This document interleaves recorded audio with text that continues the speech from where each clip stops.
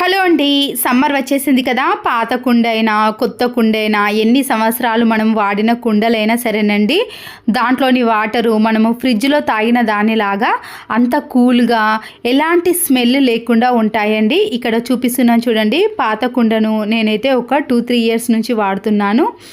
మళ్ళీ మనం దీన్ని ఫ్రెష్గా మళ్ళీ రీయూజ్ చేసుకోవాలి అన్నప్పుడు దాంట్లో ఉండే వాటర్ కూడా చాలా కూల్గా రావాలి అంటే ముందుగా వీడియోలో చూపించిన మాదిరిగా పెద్దది ఏదైనా టబ్ కానీ బకెట్ కానీ తీసుకోండి. టబ్బులో సగం వరకు వాటర్ని నింపేసిన తర్వాత మనం తీసుకున్న పాత కుండ కానీ కొత్త కుండ ఏదైనా సరేనండి, రెండిటికి కూడా ఒకే ప్రాసెస్ ఉంటుంది.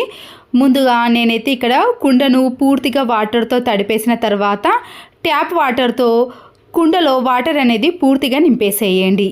ఈ కుండ పైన మనము ఏదైనా స్టీల్ది కానీ ప్లాస్టిక్ మూతని యూజ్ చేసే బదులు దీన్ని కూడా మనము మట్టి పాత్రనే యూజ్ చేసామనుకోండి, వాటర్ అనేవి చాలా కూల్గా, ఎంత ఎండాకాలం వచ్చినా సరేనండి, మనకి వాటర్ దాహాన్ని తీర్చడానికి ఫ్రిడ్జ్లో వాటర్ అవసరం లేదండి. మనకి ఈ కుండలోని వాటర్ తాగితే చాలండి, అంత కూల్గా ఉంటాయి. ఇలా కొత్తగా తీసుకున్న మూతను కూడా మనము వాటర్లో పూర్తిగా తడిపేసేయండి.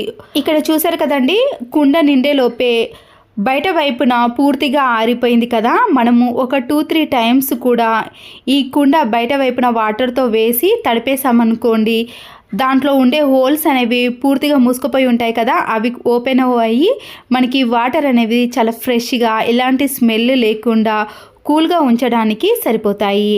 ఇక్కడ నేనైతే మీరు టైం ఉంటే ఒక 4-5 అవర్స్ పాటు అలాగే ఉంచేసేయండి వాటర్ని. కొత్త కుండ అయితే ఎక్కువ టైం అనేది తీసుకుంటుందండి, పాత కుండకైతే అంత టైం అనేది తీసుకోదు కదా. మీరు కొత్త కుండ అయితే ఒక 12 అవర్స్ పాటు మాత్రం ఉంచేసేయండి. అప్పుడు దాంట్లో ఉండి మట్టి వాసన అనేది మనకి రాకుండా ఉంటుంది. మధ్య మధ్యలో మనము బయట వైపున వాటర్తో తడిపేసేయాలండి, ఎందుకంటే త్వరగా ఆరిపోతుంది, వాటర్ని త్వరగా పీల్చేసుకుంటుంది. కాబట్టి ఆ హోల్స్ అనేవి త్వరగా ఓపెన్ అవ్వడానికి మనము వాటర్ని పూర్తిగా తడిపేస్తూ ఉండాలి.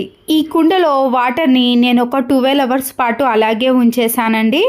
మీరు టైం ఉంటే 5 అవర్స్ అయినా పర్వాలేదు పాత కుండకు.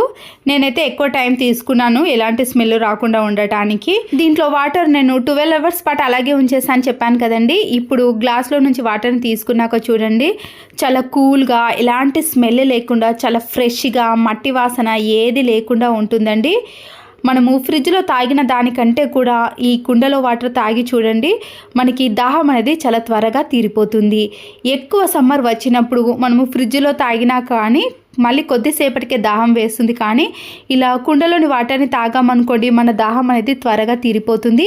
ఆరోగ్యానికి కూడా చాలా మంచిదండి. ఎలాంటి గొంతు నొప్పి కానీ సర్ది కానీ జలుబు కానీ అలాంటివి రాకుండా ఉంటాయండి.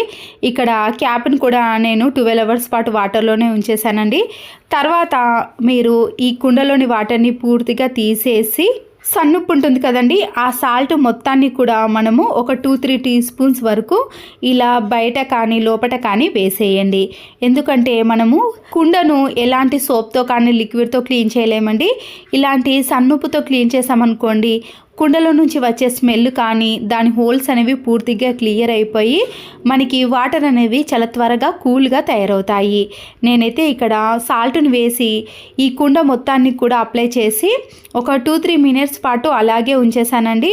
లోపల కానీ బయట కానీ ఇలా సాల్ట్ తోటే క్లీన్ చేసుకోండి. తర్వాత చుట్టూ కూడా వాటర్ని వేసేసి క్లీన్ చేయండి.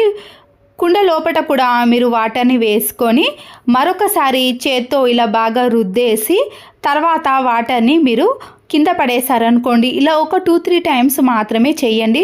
అప్పుడు మనకి హోల్స్ అనేవి పూర్తిగా క్లియర్ అయిపోయి ఈ కుండలోని వాటర్ అనేవి చాలా త్వరగా కూల్గా తయారవుతాయి. ఈ కుండను మనము సాల్ట్ వాటర్తో క్లీన్ చేసామనుకోండి, దాంట్లో వచ్చే వాటర్ అనేవి ఇలా కొద్దిగా నల్లగా కలర్గా మనకి స్మెల్తో వస్తుందండి. అప్పుడు పూర్తిగా ఆ స్మెల్ కూడా పోతుంది. ఇలా ఒక 2-3 టైమ్స్ చేశారనుకోండి, మళ్ళీ మనకి ఈ కుండ అనేది చాలా ఫ్రెష్గా నీట్గా తయారవుతుంది. మనం తీసుకున్న కుండ యొక్క మూతను అలాగే కుండను కూడా ఇదే ప్రాసెస్లో క్లీన్ చేసుకోవాలి.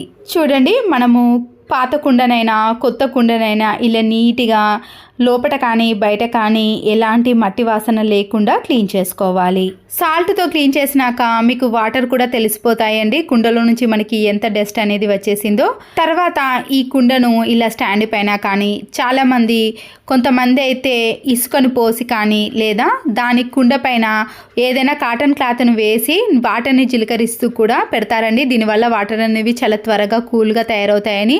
నేనైతే ఇక్కడ అలాంటి ప్రాసెస్ ఏది చేస్తలేనండి. డైరెక్ట్గా స్టాండ్ పైన పెట్టేసి క్యాప్ను పెట్టేసి వాటర్ని వేసి మనము ఒక 2 అవర్స్ కానీ 3 అవర్స్ కానీ అలాగే ఉంచేసామనుకోండి వాటర్ అనేవి చాలా త్వరగా కూల్గా తయారైపోతాయి.